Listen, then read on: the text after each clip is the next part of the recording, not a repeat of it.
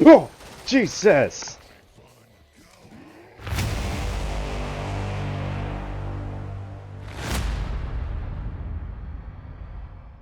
Welcome back, everyone. I'm still in the process of moving, so again, I apologize for the bad audio quality. For this month, let's take a look at two games, Killing Floor and Killing Floor 2. Killing Floor was released in 2009 for the PC, while Killing Floor 2 came out 7 years later in 2016 for the PC, PlayStation 4, and Xbox One. Both were developed and published by Tripwire Interactive.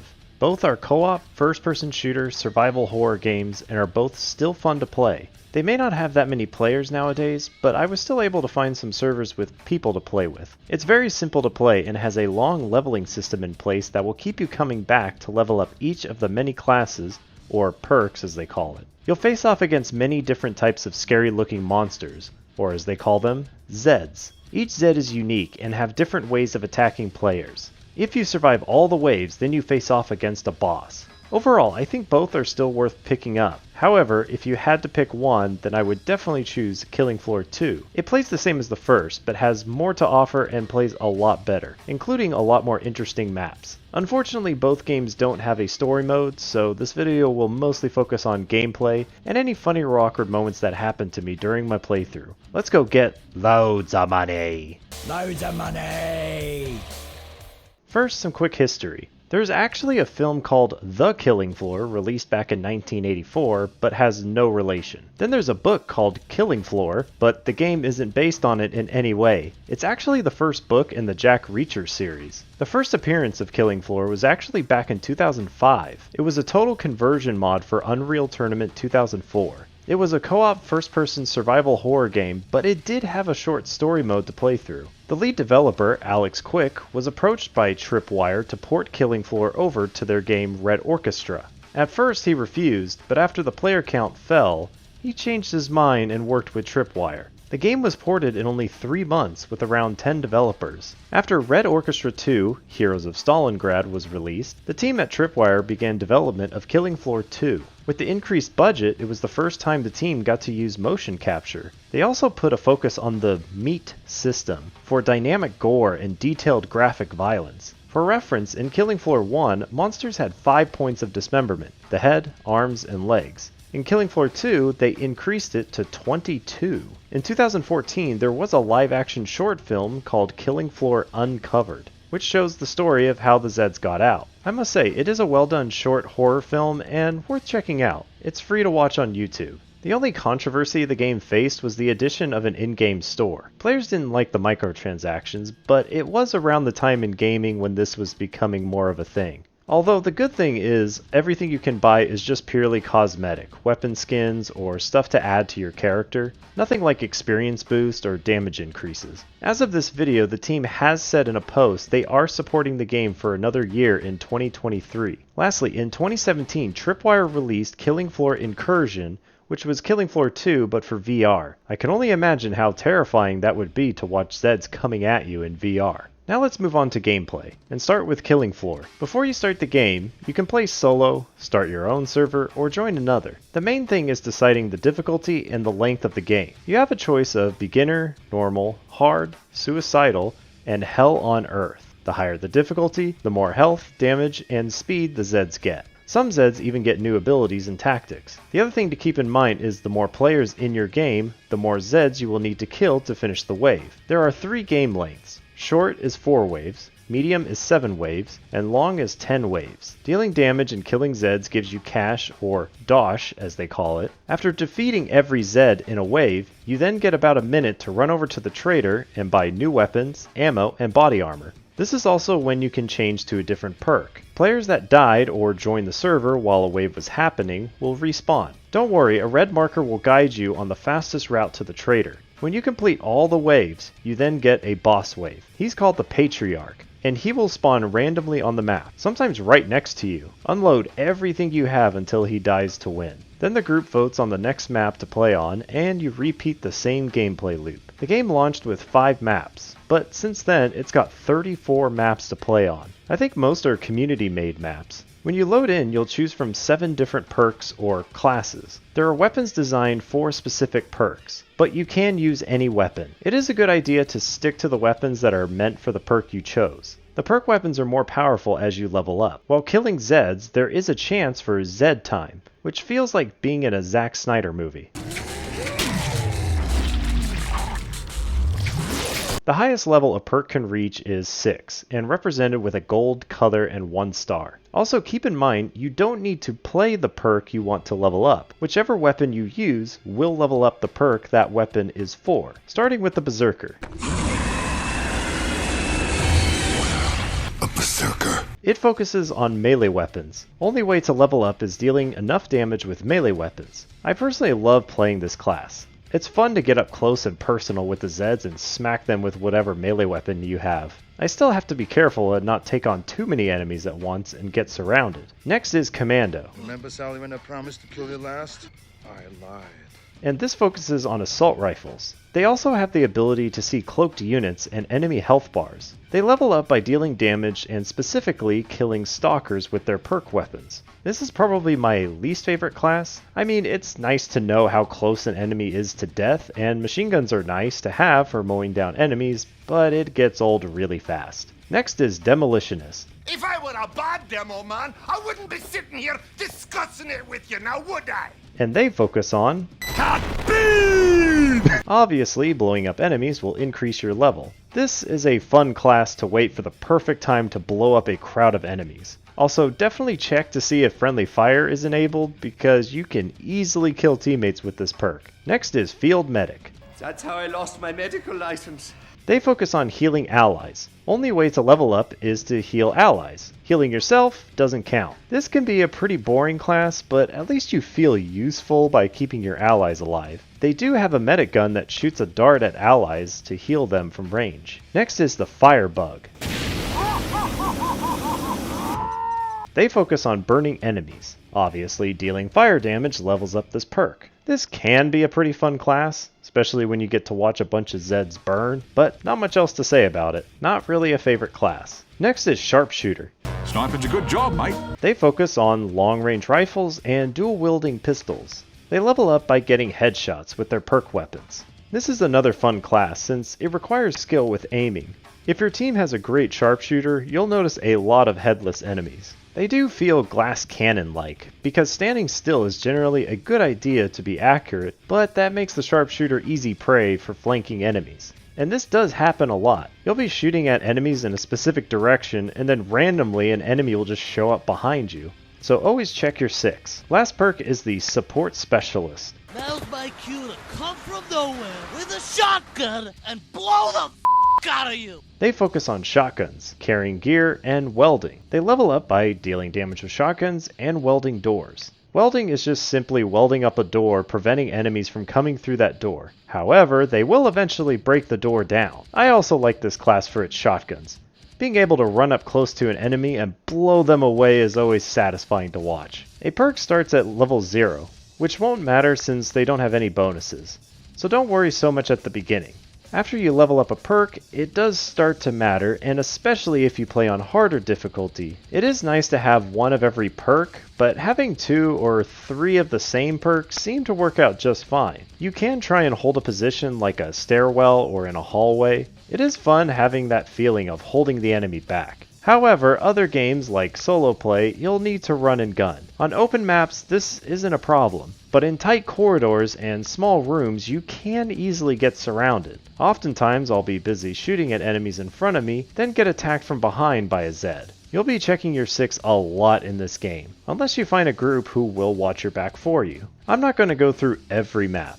Like I said, they're generally either big and open or small rooms with hallways or corridors. If I had to pick, I would say Moonbase was the best, mainly because gravity was low on this one, so you can jump really high. Now let's talk about the Zeds. There is the Clot, which is the easiest enemy that will come at you and claw you. They also have a grab attack that will hold the player in place. They are easy to kill, but watch out because they can sneak up behind you if you're not watching your back. The Crawler, which can be harder to spot, especially in darker areas, will leap at you, but are also easy to kill. The bloat is a slow-moving Zed that will vomit acid on you if you get too close. They take a couple of shots to kill and explode when they die, spraying acid everywhere in the area. However, shooting off the head will disable its vomit attack. The gore fast has a blade for an arm and will sometimes sprint at you. They take a few extra shots, but aren't too difficult. The husk fires a flame cannon at players from range. It can be tricky to dodge if you time your jump correctly. If you get hit, you'll be on fire for a moment. The stalker is a cloaked enemy. You can see a little bit of their cloak like a predator if you're paying attention, but most of the time they sneak up on you. Still, they're easy to take out. The siren gets in close and will scream to deal direct damage to players near her. Her screams ignore armor. She also destroys grenades with her scream. The Scrake is a big Zed that can take a lot of bullets to kill. He's kind of like a Lieutenant Zed, and once he takes enough damage, he goes into a rage and charges at the player. He will continue to rage until he dies. He wields a chainsaw, which will hurt a lot unless you kill him quick enough. The Flesh Pound is like a mini-boss, similar to the Scrake. At first they are slow as they walk towards the players, but after taking some damage or spend enough time walking, the color on them will turn from yellow to red and begin charging at players. After hitting a player, they will go back to yellow. They take a lot of damage, so you and your team need to focus this enemy down quickly. Finally, we have the Patriarch. He's the leader of the Zeds. He has several attacks and abilities to worry about. He can cloak to surprise players and get in close. Once he's in range, he will either yell out, "One in the pipe," which means he's about to shoot a rocket at a player. If not, you may hear him rev up his machine gun and start shooting at a player, which will shred you to pieces. I would advise you find some cover to avoid getting hit. He also does try to run up and smack players up close. Once he gets hurt enough, he will try and run away to use a medical syringe to heal most of his health. He also calls for his children to come protect him while he does this. You can try and chase him down and stop him from healing, or just wait for him to come back. That's mainly it for Killing Floor. It's still a fun gameplay loop. I usually hop on and play 2 or 3 medium-length games to get my fix. The only other thing is the memorable quotes. I still have friends to this day quoting these British accent money quotes. Loads of money. Loads of money. Money, money, money. Money, money, money. They still have holiday events like Summer Sideshow, Halloween Horror, and Twisted Christmas, where all the Zed models change to match the holiday event. Like I said before, Killing Floor is still worth playing even now, so definitely look for it on sale on Steam. Now on to Killing Floor 2's gameplay. Overall, it's going to feel like an expansion pack. More maps, better graphics, more perks, more weapons for each perk. However, some of the weapons look similar to other perk weapons, so I can see the devs save some time by just reusing assets and modifying them just a little bit for the different perks. Some weapons are even very unique, such as this sharpshooter weapon that inflates enemies' heads for easier headshots. That was very creative. They did increase the number of levels to 25, and every 5 levels you unlock a choice between 2 skills, which are basically passive power-ups. Some are great for certain playstyles, like the sharpshooter can choose to either stand still and deal more damage, or just shoot and move faster for better run and gun gameplay. I'm not going to go through all of them, but my favorite skills are from the Berserker perk. I liked Vampire, which was being able to attack faster and get health back when you kill a Zed. Also, there's Zed Time Spartan. Not only do I like that title, but I'm able to run around in Zed Time at normal speed. You can prestige, just like in Call of Duty, and reset back to 0 and level up all over again. You can keep doing this until you get this icon. Each prestige gets you a new weapon skin and icon to show off to everyone how much you love this game and played it for so long to get there. Or you were like me and many others who go on to boosting servers and farm waves until you rank up? I'll admit it, I didn't earn it legitimately. I just really wanted those skins.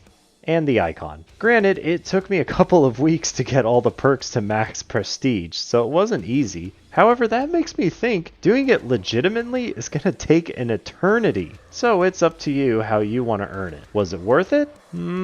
Maybe. I like being max level. I even bought the Chicken Suit DLC because it looks funny. I mean, come on, it's hilarious to see someone running around in a chicken suit killing Zeds.